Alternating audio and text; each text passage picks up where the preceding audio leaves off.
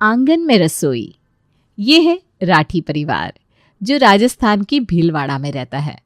हर आम परिवार की तरह इनकी भी अपने घर को लेकर काफ़ी सारी ख्वाहिशें हैं, जिसकी चर्चा हर मिडिल क्लास घर की तरह ही होती है। अरे कट्ठे रह गई पिंकी बहू, अभी तक रसोई बननी कि नहीं? बस बाबा साहब अभी लाई। आधा घंटा लग गया रसोई बनाने में, कितनी देर लगा दे है बिंदनी। ये लो बस आ ही गई। अरे बाबा साहब वो गैस खत्म हो गया था, इसलिए दूसरा सिलेंडर लगाना पड़ा। ठीक सा, कोई बात नहीं, ला खाना दे दे। अरे वो बाबा साहब नया घर का काम कैसे चल रहा है? बन गया क्या नया मकान? अरे कहाँ बनाया अभी, आज ही बिल्डर से मिलने जाना है। कह रहा था कुछ दिक्कत तो हो गई है, तो आज मिलने जाऊंगा। अभी तक तैयार कौन ही होए हो? मैं तो सपने देखूं कि कब हम नए घर जावेंगे और वहां मजे से रहेंगे बाबा साहब। हाँ मना खबर से है कि इस घर में इतनी सुविधा ना है। कोई बात नहीं, ये नया मकान तो मैंने बड़ा ही शानदार बनाया है, तुम दोनों सास बहू देखते ही रह जाओगे। हाँ, यश कह रहा था कि सब कुछ बड़ा ही मॉडर्न बनवाया है आपने। नया बाथरूम, नया स्टोर रूम, सब कुछ बढ़िया सा है वहाँ। अरे तुम दोनों देखते हुई रह जाओगी, महल जैसा घर बनवाया मैंने, सारे समाज में नाम हो जाओगे हमारो। कब बनेगा हमारे सपनों का घर? कब हम रहने जाएंगे वहाँ? अरे जल्दी ही जाएंगे। आज मैं और बाबा साहब वहाँ जाकर देखते हैं कि क्या दिक्कत है जिसकी वजह से काम रुक गया है। हाँ चल जल्दी से रोटी खा ले, फिर हम दोनों चलते हैं इस बिल्डर के पास। शंकर राठी, उनके 2 बेटे थे, बड़ा बेटा यश और छोटा वाला नील। यश की शादी हो गई थी और अब वो नील के लिए छोरी देख रहे थे, इसलिए पहले वो अपनी नई ज़मीन पर नया मकान बनवा रहे थे, जिससे नील के लिए भी एक अच्छा सा कमरा बन जाए। अरे क्या हुआ बिल्डर साहब, ऐसी क्या दिक्कत आ गई कि आपने घर का काम ही रुकवा दिया? अरे भाई साहब, आपने जो ये 3 बड़े बड़े कमरे बनवाने के लिए कहे हैं ना, वो इतने बड़े नहीं हो सकते हैं। अरे क्यों नहीं हो सकता? हमारी खुद की ज़मीन है, क्यों नहीं बन सकता? क्योंकि भाई साहब, अगर हम इस साइज़ के कमरे बना रहे हैं तो रसोई के लिए जगह ही नहीं बच रही। अगर हमने ये 3 बड़े बड़े कमरे बनवा दिए तो रसोई कहाँ बनाएंगे? अरे लेकिन रसोई बनानी क्यों है? बाबा साहब, रसोई तो बनवानी पड़ेगी ना, इसके बिना खाना कहाँ बनाएंगे? अरे रसोई बनाने में वक्त ही कितना लगता है, आधा घंटा सुबह को, आधा घंटा शाम को। क्या ज़रूरत है रसोई बनवाने की, खर्चा करने की?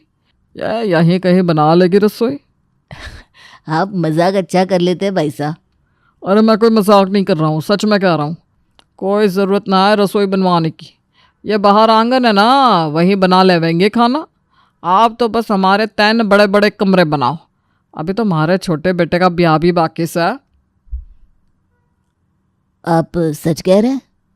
अब क्या थारे स्टाम्प पेपर पे लिख के दूँ? बाबा साहब एक बार और सोच लीजिए।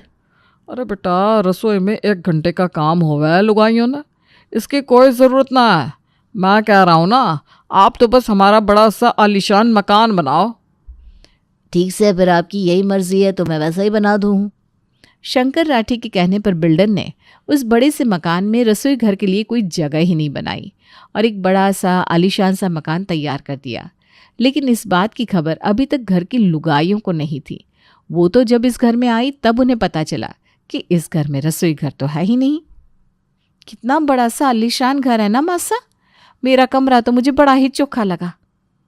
हाँ, बहुत ही चोखा है, सब कुछ नया सामान है, बहुत ही बढ़िया है। हाँ, बाकी सामान तो आ गया है, अभी ये बस रसोई का सामान कहाँ रखना है, वो नहीं मिला है ऐसा। ये सामान, ये वो। अरे ये वो क्या, ये रसोई का सामान है, बताओ कहाँ रखना है? रसोई का सामान रखने के लिए रसोई घर नहीं है इस घर में। बड़ा ही अच्छा जोक था सा। चलो अब बताओ जल्दी कहाँ है रसोई? मैं सच कह रहा हूँ कि बाबा साहब ने इस घर में रसोई बनवाई नहीं है। छोरे, ऐसा मजाक कौन ही कर अब। चल जल्दी से बता दें कि इकट्ठे है रसोई, हमें भी खाना बनाना है। यश, मजाक कौन ही कर रहे हैं? मैंने ही बिल्डर से कहा था कि इस घर में राजसी घर की ज़रूरत ही कौनी, इसलिए मैंने नहीं बनवाई। ये क्या बात कर रहे हो? रसोई घर क्यों नहीं बनवाया? हम रसोई कहाँ बनाएंगे फिर? अरे रसोई करने में वक्त ही कितना लगता है, एक आधा घंटा सुबह, एक आधा घंटा शाम को। फिर तो तुम लोग कमरे में ही रहो हो ना, इसलिए मैंने रसोई घर बनवाया ही कौन है। देखो कितने बड़े बड़े कमरे बनवाया।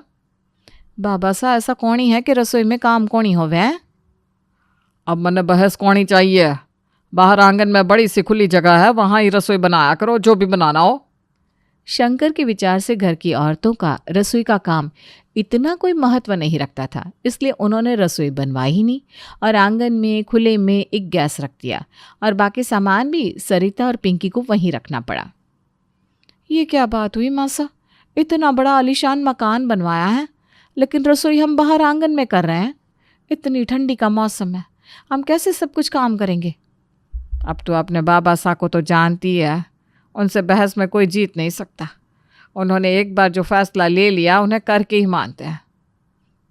इतनी ठंडी में कोई भी सब्जी काटना, बनाना, रोटियां बनाना कितना मुश्किल हुए, इन्हें तो कोई अंदाजा भी नहीं है। अरे एक कप चाय तो बना दो, इतनी ठंडी पड़ रही है, मज़ा आ जाएगा अदरक वाली चाय पीकर। जी बाबा सा। आंगन में जब पिंकी चाय बना रही थी तब तक शंकर वहीं खाट पर लेटा हुआ था। पिंकी ने जब तक चाय को उबाला, छाना और परोसा तब तक तो चाय एकदम ठंडी भी हो गई। अरे ये चाय इतनी ठंडी कैसे है, तूने अभी हमारे सामने बनाई है? अरे बाहर आंगन में ठंडी ही इतनी से कि चाय ठंडी हो जावे है। हाँ कोई बात नहीं, इतनी भी कोई ठंडी नहीं है, अब चाय ठंडी करके ही पीनी होती है बस। अभी चाहे कुछ भी हो जावे लेकिन ये अपनी नाक कौड़ी नीची होने देवेंगे। अभी तो मासा बस ठंडी चाय ही पी है, अभी तो खाना कहाँ खाया है, रात होने दो। शंकर और उनका सारा परिवार बाहर आंगन में बैठा हुआ खाना खा रहा था और पिंकी वहाँ रोटी बना रही थी, लेकिन चाय की तरह रोटी भी आते आते सूख जा रही थी। अरे ये क्या है, इतनी ठंडी रोटी हो जावे है, मजा कौन आ रहे हो खाने में? अब हमारी कोई गलती कौनी, बाहर आंगन में ठंडी ही इतनी है कि मैं क्या करूं, मैं तो गरम गरम ही बनाऊं हूँ रोटी। आप बात तो आपकी भी सही है भाभी सा, हम तो फिर भी बस खा रहे हैं रोटी, आपको तो इतनी ठंड में सेकनी पड़ा है रोटी। चलो किसी ने तो हमारी तकलीफ समझी। अरे कोई रोटी ठंडी कौनी है, और इतनी भी कश्मीर जैसी ठंडी कौनी है यहाँ। चलो चलो सब लोग आराम से रोटी खाओ। बाबा साहब नील ठीक कह रहा है सर, बाहर काफ़ी ठंड से है, ये लोग बीमार पड़ गए हैं तो। अरे कौन सा पूरा दिन रसोई बनानी है, अभी रोटियां बना ली, अभी अंदर ही चलना।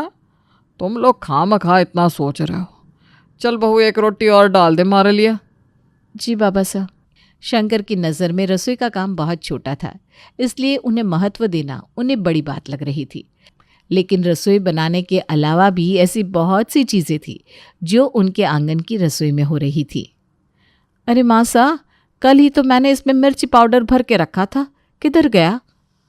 मन्ना नहीं पता बहू, मैं भी कब से यहाँ अदरक ढूंढ रही हूँ। कल ही तेरे बाबा सा लाए थे ताजी ताजी, कितनी महंगी थी फिर भी ले आए थे, पता नहीं कहाँ चली गई। वही तो मासा, समझ कौन ही आवे हैं कि चीज़ें गायब कहाँ हो रही है। कल रात को तो हमने सब कुछ यहीं रखा था, आज मिल कौन ही रहे है। तुझे क्या लगा है, कोई ले गया है क्या? पता नहीं माँ जी, अब भी ना देखे किसको बोल सकते हैं, हमारे पास कोई सबूत कौन ही। हाँ बात तो तेरी भी सही है पिंकी, चल कोई नहीं, मैं बाबा सा से कहकर आज और अदरक मंगवा लेती हूँ। हाँ मैं भी मिर्ची पाउडर कूट लूँ हूँ अब। कभी मिर्ची पाउडर तो कभी अदरक, कुछ न कुछ तो आंगन की रसोई से गायब हो ही रहा था।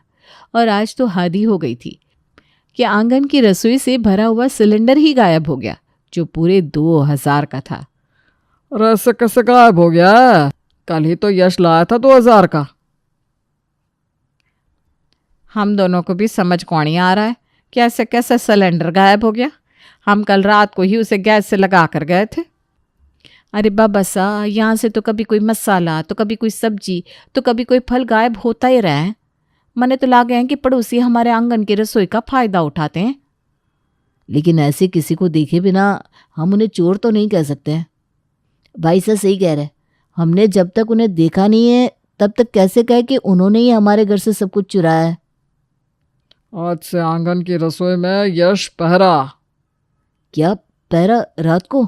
ना बाबा साहब, मुझसे ना होगा, मुझसे सुबह उठा नहीं जाता है और आप मुझे रात को पहरा देने को कह रहे हो। और पर नहीं बाबा साहब, हमारे से ना हो पाएगा।